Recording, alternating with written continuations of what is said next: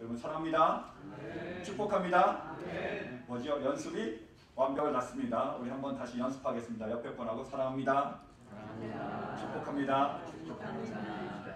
연습을 많이 하셨죠? 집에서도 잘하고 계십니까? 네. 그럼 특별히 우리 자녀에게 물어보겠습니다. 꼭 우리 자녀들에게 뭐라고요? 축복해 주시기 바랍니다. 우리 말에 능력이 있습니다. 우리 믿음을 담아서 내가 너를 정말로 축복한다. 이놈은 망할 자식이 아니라 뭐요? 이놈은 흥할 자식. 그죠? 그 날마다 그런 축복을 우리 자녀들에게 꼭 해주시기를 간절히 바랍니다. 그리고 우리 부부에게는 어떻게 해요? 사랑합니다. 그죠? 내가 미울 때 뭐요? 사랑합니다. 내가 열받을 때 뭐요? 사랑합니다. 우리가 그렇게 사랑한다고 고백할 때 우리의 모든 미움이 사라질 줄로 믿습니다. 네. 열심히 연습함으로 완벽해질 수 있는 우리 모두가 되시길 간절히 바랍니다. 네. 다시 한번 연습해 보겠습니다. 우리 사랑합니다. 사랑합니다. 축복합니다. 축복합니다. 아멘. 네. 여러분, 우리는 지금 이 시대를 어떤 시대라고 그러죠? 어떤 분들이 말세라고 합니다. 말세가 뭐죠? 마지막 시대다 이렇게 얘기합니다. 어떤 분은 거기다 덧붙여서 또 뭐라고 그러죠? 말세 지말이라고 합니다. 말세 지말은 뭐죠? 마지막 중에서도 마지막이다 이렇게 얘기합니다. 여러분은 어떻게 생각하십니까?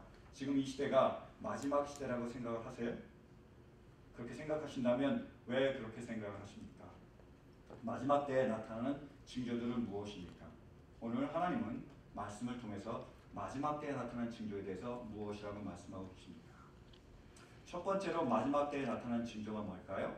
그것이 바로 단절이며 분열입니다. 싸움이라는 얘기예요. 한번 말씀 보실까요? 7절 8절 말씀이십니다.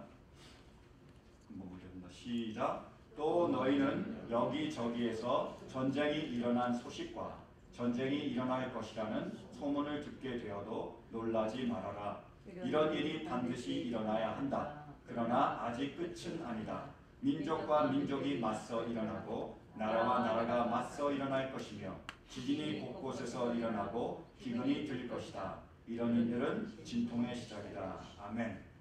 마지막 때에 어떤 일이 벌어진다고요? 민족과 민족이 서로 싸웁니다.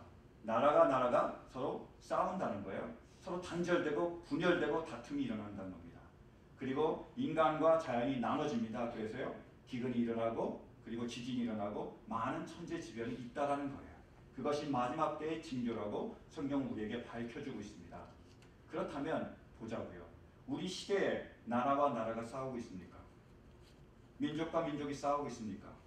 처치에 기근과 지진이 있습니까? LA도 캘리포니아도 지진으로부터 안전하지 못합니까? 어떻다고 생각하세요? 이것이 마지막 때의 징조라는 겁니다. 여러분, 지금 나라와 나라가 민족과 민족이 엄청난 싸움을 하고 있어요. 특히 가장 심한 나라 중에 하나가 바로 시리아입니다. 시리아는 지금 2011년부터 거의 3년 동안 내전이 벌어지고 있습니다. 그래서 얼마나 많은 사람이 죽었냐면 60만 가까이가 그 전쟁 때문에 죽었어요. 거기에는 부녀자들도 포함되지만 어린 아이들도 다 포함이 된 거예요. 수백만의 사람들이 지금 이주하고 있습니다. 다른 나라로 도저히 살 수 없으니까 다른 나라로 떠나고 있어요. 그리고 그 내전 가운데 천여 개의 교회에 관련된 기관들이 다 공격을 당했고요. 20여 개 교회들이 다 문을 닫았습니다. 수백 명의 크리스찬들이 순교를 당했어요. 뿐만이 아닙니다. 지금 그 시리아에서 어떤 일이 벌어지고 있냐면 정부군이 지금 생화학 무기를 사용하고 있습니다. 화학 무기는요, 지금 모든 나라들이 절대로 사용하지 말라고 협약을 맺은 무기입니다. 왜죠? 차별이 없습니다. 생화학 무기를 풀면 적군과 아군의 구별 없이 모두 다 죽는 거예요. 특별히요, 면역이 약한 아이들과 부녀자들이 다 죽게 되니까 이것을 금하는 것, 그것이 바로 지금 세계의 협약들의 조건입니다. 근데 생화학 무기를 쓰고 있다는 거예요. 정부군이 생화학 무기로 반군을 죽이고 있습니다. 그래서 미국이 지금 어떤 걸 준비하고 있죠? 그 전쟁에 개입하겠다는 거예요. 그래서 자기들이 반군을 지지해 주겠다는 겁니다. 그럼 어떻게 될까요? 더 악화가 될 수밖에 없습니다. 그 엄청난 일들이 시리아에서 이루어지고 있어요. 뿐만이 아닙니다. 지금 북한과 남한이 나눠져 있잖아요. 볼 때마다 진짜 대단하다는 생각이 듭니다. 다른 공산당은 다 무너지는데요, 아직까지 버티고 있어요. 그래서 우리는 지금 날마다 전쟁의 위협에 노출되어 있습니다.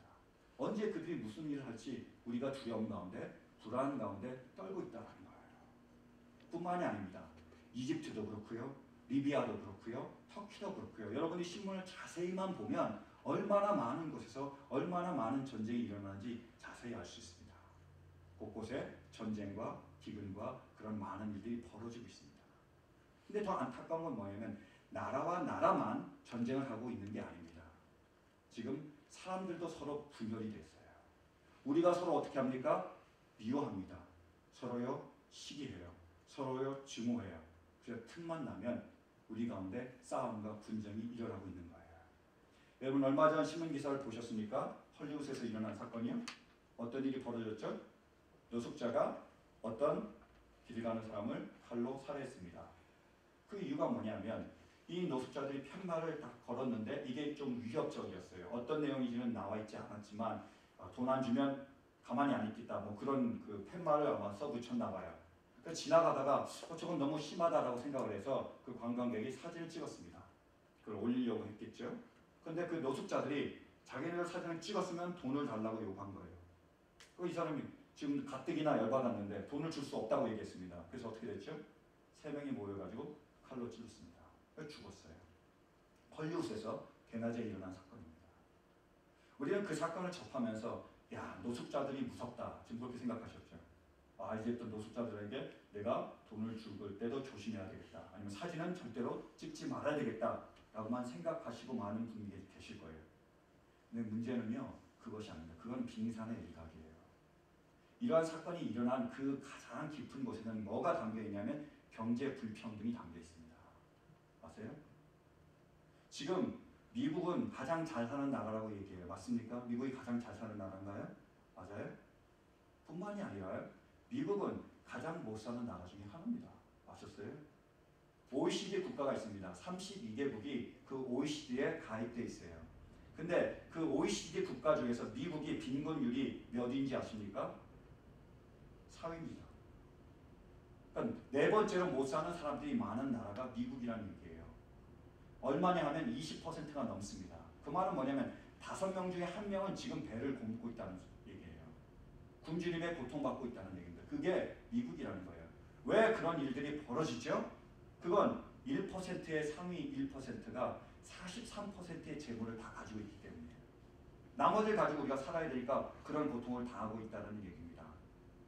근데 더 문제가 되는 건 뭐냐면 지금 이익이 여기서 생겨나는데 이익이 산출이 되는데 거기에 99% 이익을 1%가 가져버리는 거예요. 그러니까 1% 나머지 1%를 가지고 99%의 사람들이 나눠 가져야 되는 겁니다. 상당히 어렵죠. 경제적으로. 그죠? 여러분들 이렇게 머리가 복잡하실 거예요. 쉽게 설명하면 뭐냐면 지금 100명의 사람들이 모여 있습니다. 이렇게 100명의 사람들이 다 모여 있어요. 근데 공장에서 빵을 100개를 만들었습니다. 잘 됐죠? 그럼 한 사람이 하나씩 먹으면요. 배불리 다 먹을 수 있는 거예요. 문제는 뭐냐 하면 한 사람이 그것을 99개를 가져버리는 거예요. 그러면 빵이 몇 개 남습니까? 1개만 남아요. 사람은 몇 명이죠? 99명. 99명이 빵 1개를 먹어야 되니까 어떻게 됩니까? 싸움이 일어나는 거예요. 부족한 겁니다. 그래서 어떻게 되죠? 못 먹는 사람들이 생기는 거예요. 그래서 직장을 다니다가 실직하게 되는 거예요. 그러면 직장을 다니다가 우리가 직장을 더 이상 못 다니게 되면 뭐가 문제죠? 집을 페이를 줄 수가 없습니다. 그래서 뭐가 되죠? 그래서 홈리스가 되는 거예요. 수많은 홈리스들이 노숙자들이 생겨나는 겁니다. 그러면 그런 일을 당한 사람 마음 가운데 뭐가 있겠습니까? 증오가 있다는 거죠. 미움이 있습니다. 뭐에 대하면? 1%. 너만 다 가졌지. 한번 두고 보자. 그런 마음이 원한이 쌓여 있는 거예요. 근데 그 원한을 그 사진 찍는 사람이 건드린 겁니다. 서로 티격태격 하다가 감정적인 싸움이 폭발해서 다만 사진을 찍었다 안 찍었다 그 문제가 아니라 쌓여있던 그런 모든 원한이나 증오나 이런 시기심들이 폭발하는 겁니다. 그런 일들이 벌어졌다는 거예요. 지금 사람과 사람은 서로 싸우고 있습니다. 서로 분열하고 있어요. 그러니까 여러분 운전할 때 어떻게 해야 되죠? 반드시 조심하십시오. 누가 앞에서 딱 끼어든다고 어떻게 하면 안 되죠? 절대로 빵빵하지 마십시오. 제가 이제 차를 운전하고 있는데 저희 모든 가족하고 다 차를 운전하고 있었습니다. 프레이를 달리고 있는데 어떤 차가 제 앞으로 딱 지나가더라고요. 근데 지나가서는 괜찮은데 저보다 계속 느린 속도로 가는 거예요. 그래서 제가 딱 지나가려고 하니까 옆에서 저희 아버지가 말리시더라고요. 그러지 마라. 너가 또 추월하면 저 차가 또 추월하고 너 문제 생길 수 있다. 라고 경고를 해주셨습니다. 제가 추월하지 않았어요. 진짜 그런 일들이 벌어질 수 있다는 거예요. 흔히 우리가 접하지 않습니까? 지금 사람과 사람이 서로 어떻게 됐습니까? 단절되어 있어요. 서로 존중하며 서로 배려하며 아껴주는 것이라. 틈만 나면 옳지, 잘 걸렸다, 꼬여있다는 거죠. 근데 더 큰 문제가 있습니다. 마지막 때의 가장 큰 징조가 뭡니까? 그건요, 가정 내에서 분열이 된 겁니다. 서로 다른 나라가 싸우는 것은 우리가 이해돼요. 서로 다르니까, 나와 다르니까, 핏줄이 다르니까 싸우는 것은 이해가 되는데, 가장 마지막에 우리가 보여준 징조 중에 하나가 뭐예요? 가족이 분열된다는 거예요. 가족끼리 싸운다는 겁니다. 한번 말씀을 보실까요? 12절 말씀입니다. 시작. 형제가 형제를 죽음에 넘겨주고 아버지가 자식을 또한 그렇게 하고 자식이 부모를 거슬러 일어나서 부모를 죽일 것이다. 마치 어떻게 된다고요? 마지막 때 가정이 분열되는 거예요. 여러분들은 저 말씀을 보면서 저건 나하고 별로 상관이 없다라고 생각할 수 있으실 거예요. 그래서 똑같은 말씀을 제가 미가서에 있는 말씀으로 여러분들에게 대신 전하기 원합니다. 미가서 7장 6절입니다. 같은 말이에요. 시작. 이 세대에는 아들이 아버지를 경멸하고 딸이 어머니에게 대들고 며느리가 시어머니와 다툰다. 사람의 원수가 곧 자기 집안 사람일 것이다. 이 시대가 어떤 시대죠? 마지막 시대라는 거예요. 그 시대의 징조가 뭐라고요? 아들이 아버지에게 다툰다는 겁니다. 무시한다는 거예요. 딸이요, 어머니에게 대든다는 거예요. 시어머니와 며느리가 싸운다는 겁니다. 지금 무슨 얘기하고 있죠? 바로 지금 얘기하고 있잖아요. 그죠? 여러분의 아들들이 여러분들 무시하지 않습니까? 무시해야 하네요. 저는 지금 아들이 무시하지 않아서 참 다행입니다. 근데 조금만 있으면 아마 무시당할 것 같아요. 벌써부터 제 영어를 못한다고요. 많이 무시당하고 있습니다. 그죠? 자기네가 좀 안다고 무시하고 있단 말이에요. 그러면 딸이요, 엄마에게 대들지 않습니까? 요즘 싸우는 장면 제가 많이 목격합니다. 지금도 이렇게 많이 싸우는데 조금만 더 크면 아마 난리 날 거예요. 그리고 시어머니와 며느리가 어떻게 된다고요? 다투고 있다는 거예요. 이게 뭐라고요? 마지막 때의 징조라는 겁니다. 우리가 그것을 체감하지 못하고 있는 거예요. 왜냐하면 아주 천천히 단절과 분열과 증오가 전개됐기 때문에. 여러분, 개구리를 삶는 방법이 뭐죠? 잘 알고 있잖아요.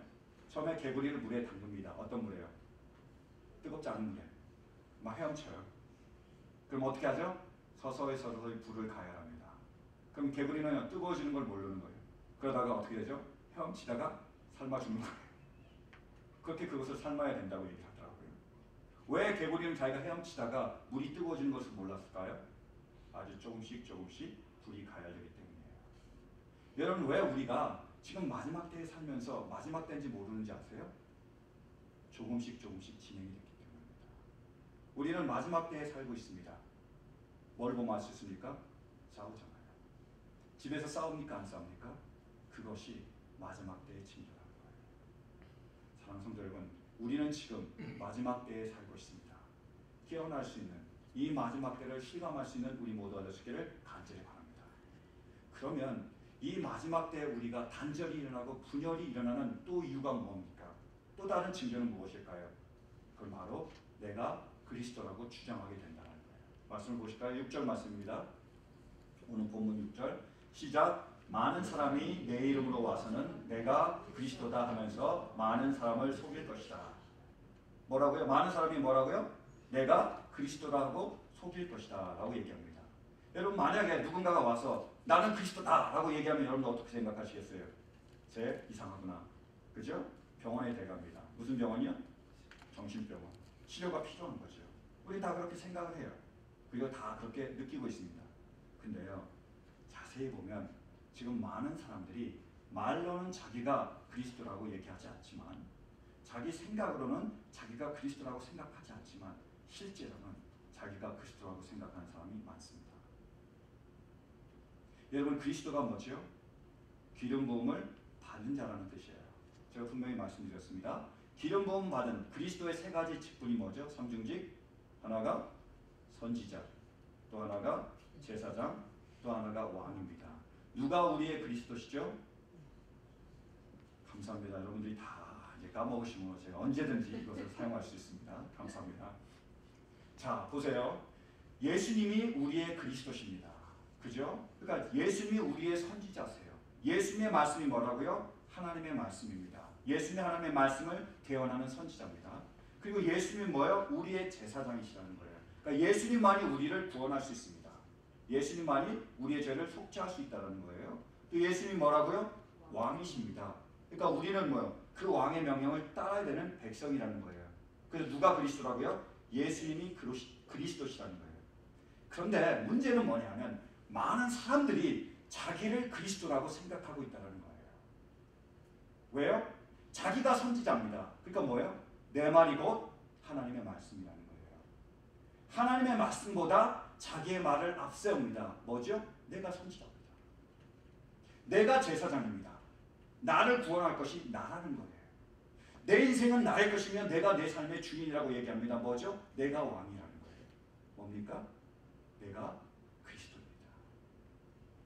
여러분, 안타까운 건 뭐냐면 예수님을 그 그리스도라고 우리가 고백했음에도 불구하고 지금도 예수님을 그리스도로 섬기지 않고 누구요? 자기 자신을 그리스도로 섬기는 교인들이 있다는 거예요.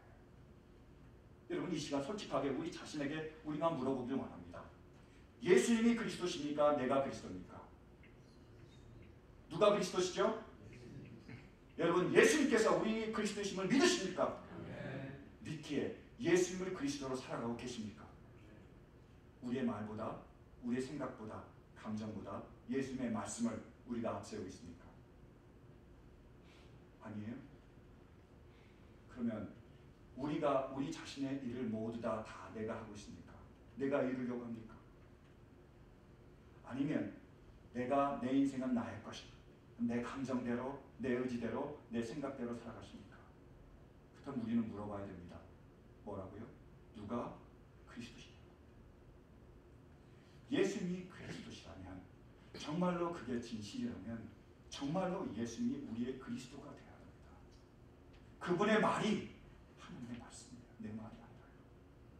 그분이야말로 나를 구원하실 분이며 우리가 그분을 의지해야 됩니다. 그리고요, 그분이 나의 주인이 되신다는 거예요.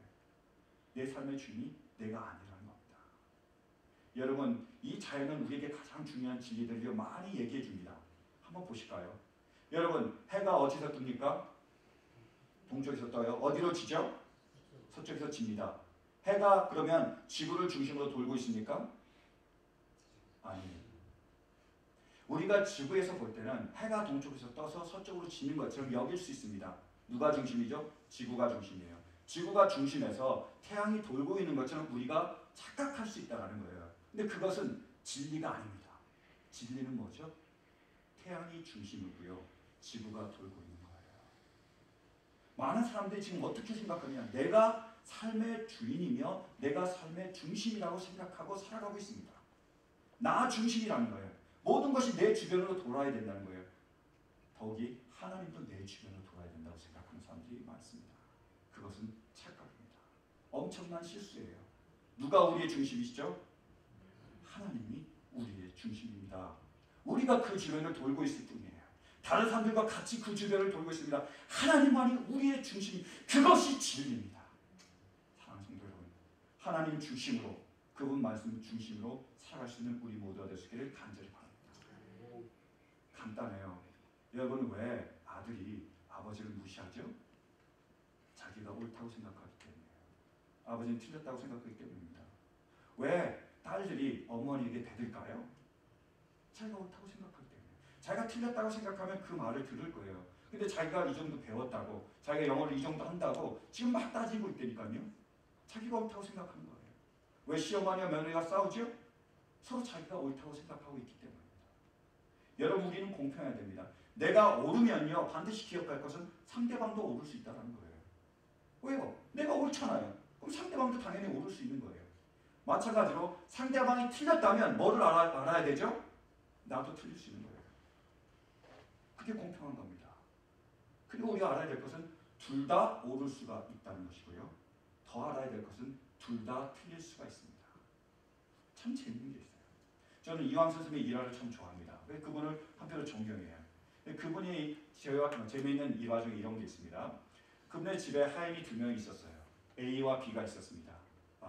그 한국 하인이니까 갑과 을로 해야 되겠네요. 그죠? 그러니까 갑과 을이 있었습니다. 갑과 을이 서로 싸웠어요. 그러니까 싸우는 걸 보다가 이황 선생님이 딱 들어갔습니다. 막 싸우고 있으니까 왜 싸웠냐고 자초지종을 물어봤어요. 갑이 자기 얘기를 막 얘기합니다.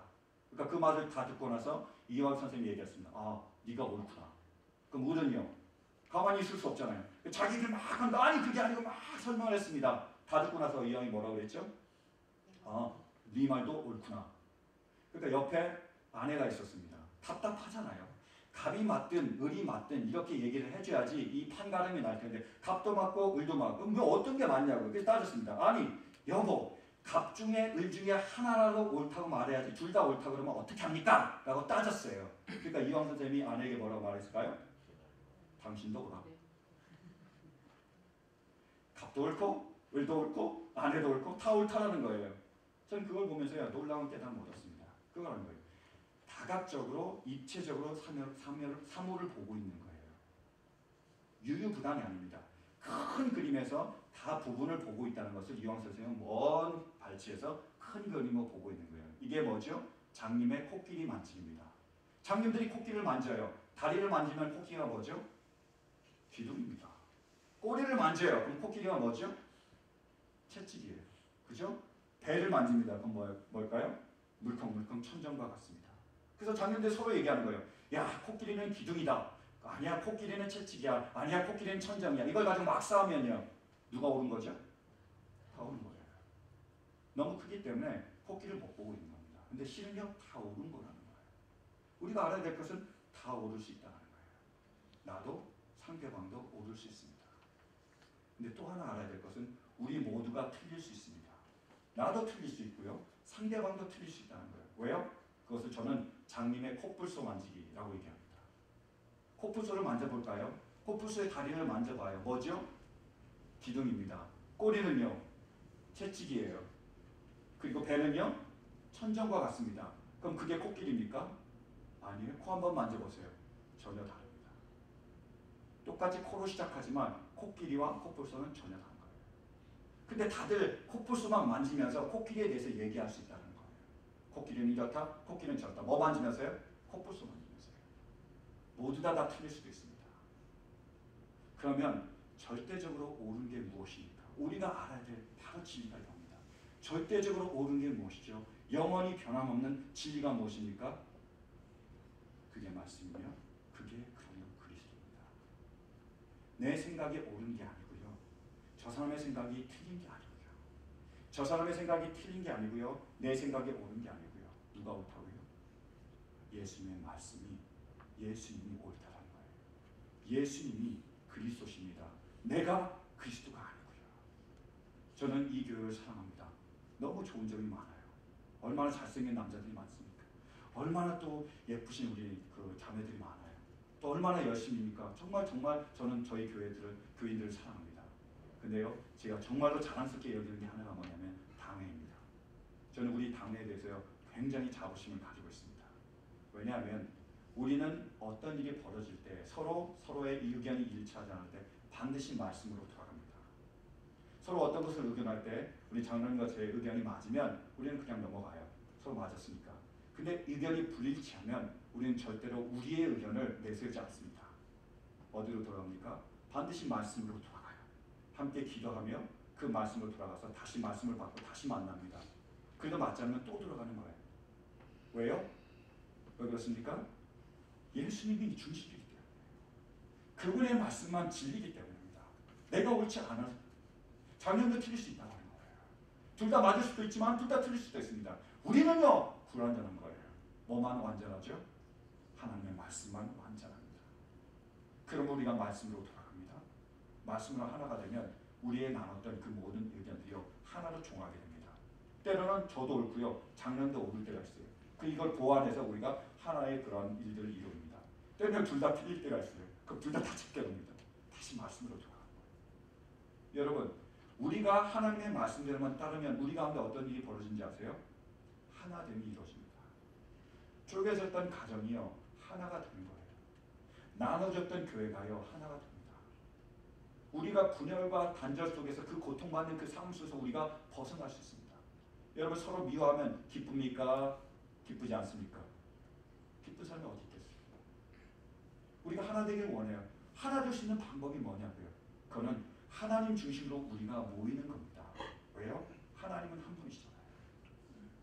내가 내 생각을 버릴 수만 있다면요, 우리가 하나님의 말씀만 따를 수 있다면요, 상대방이 자기 생각을 버릴 수만 있고 하나님의 말씀만 따를 수 있으면 우리는 하나가 되는 거예요. 그것이 놀라운 하나님의 역사입니다. 여러분 기억하십시오. 뭐가 진리라고요? 하나님의 말씀이 진리입니다. 그 진리가 우리에게 뭐라고 말씀하고 계시죠? 내가 너희를 사랑한 것 같이 너희도 서로 사랑하라고 말씀하고 계신 거예요. 아들이 아버지에게 무시합니다. 막 떠들고 있어요. 딸이 어머니에게 대듭니다. 막 대들어요. 시어머니와 며느리가 싸웁니다. 심하게 싸워요. 누가 옳죠? 누가 옳습니까? 예수님만 옳습니다. 그 예수님이 뭐라고 말씀하신다고요? 내가 너희를 사랑한 것 같이 너희도 서로 사랑하라. 이렇게 말씀하셨어요. 저는 신앙생활을 하면서 제일 안타까운 것 중에 하나가 그리스도인이 서로 미워하는 겁니다. 그리스도인이 서로 싸우는 거예요. 그리스도인이 서로 시기하는 겁니다. 그리스도인이 서로 잡아먹지 못해 안달이 나는 것이 제 마음을 아프게 합니다. 우리가 살다 보면 열받을 때 있습니다. 살다 보면 화날 때 있지요. 살다 보면 서로 이해가 안 될 때가 있습니다. 그러나 중요한 것은 우리가 우리의 생각을 따르면 안 된다는 거예요. 우리가 우리의 감정을 따르면 안 됩니다. 우리가 원하는 그것을 이루려고 해서는 안 돼요. 내가 져야 됩니다. 상대방도 져야 돼요. 누구만 이겨야 되죠? 예수님만 승리하셔야 되는 거예요. 내 생각도 죽여야 되고요. 상대방 생각도 죽어야 됩니다. 누구의 생각만요? 예수님의 생각만 살아나야 됩니다. 그것이 바로 예수 그리스도를, 예수님을 그리스도로 섬기는 것입니다. 사랑하는 성도 여러분, 우리 자신이 그리스도가 되지 않으시길 바랍니다. 오직 우리 삶 가운데 예수님만 그리스도가 될 수 있는 우리 모두가 될 수 있기를 간절히 바랍니다. 그럼 우리 가운데 놀라운 하나님의 역사가 일어날 수 있기를 간절히 축원합니다. 이제 말씀을 맺겠습니다. 여러분 혹시 세코야 파기라고 아세요? 들어는 보셨죠? 가보시지 못하셨죠? 대단하시네요. 가보면 거기 큰 나무들이 있습니다. 뭐 수백 년, 수천 년 된 나무들이 있어요. 근데 이 나무들이 워낙 크고 또 관광지이기 때문에 그 나무들에 이름을 붙여놨어요. 그 첫 번째 이런 나무가 있습니다. 한번 보실까요? 저 나무의 이름이 뭐냐면 무너진 독재예요. 그죠? 큰 나무인데 이렇게 쓰러져 있습니다. 근데 저게 얼마나 크냐면 저기 그 동그란 부분이 사람의 한 2배 반 정도 됩니다. 그러면 제가 한 2m 되니까 한 5m 정도 되는 거죠. 좀 덧붙여서 그 정도 되는 거예요. 엄청 크죠. 그러니까 지름이 그 정도니까 얼마나 큰 나무겠어요. 저 나무가 무너져 있는데 그래서 이름이 뭐라고요? 무너진 독재. 뜻은 뭡니까? 독재는 무너진다. 아무리 커도요. 아무리 웅장해도요. 또 재미난 나무가 있습니다. 두 번째 보실까요? 저게 뭐냐면 터널 트리예요. 자세히 보시면 어디서 많이 보는 애들이 있습니다. 그렇죠? 예, 저게 어떻게 생겼냐면 그냥 자라고 있는데 불이 난 거예요. 그래서 그 나무가 속이 다 탔습니다. 근데 죽지 않고 살아남는 거예요. 계속 자라니까 저기 구멍이 뻥 뚫렸어요. 그래서 3m 되는 사람들도 지나갈 수 있습니다.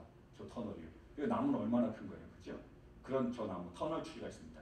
근데 제가 가장 인상 깊게 봤던 나무 하나가 있어요. 그게 바로 세 번째 나무인데요. 저 나무입니다.